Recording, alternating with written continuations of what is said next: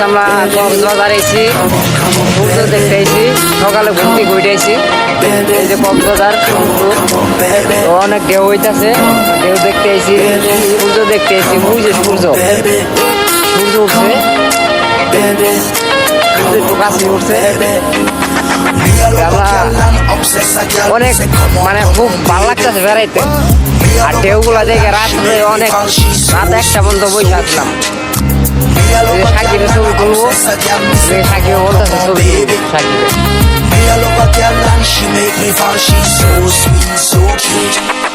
মন বলেছে আমার আজ সঙ্গে যাবে তোর, মরবে আরাম করে আর বাঁচবে বড় জোর।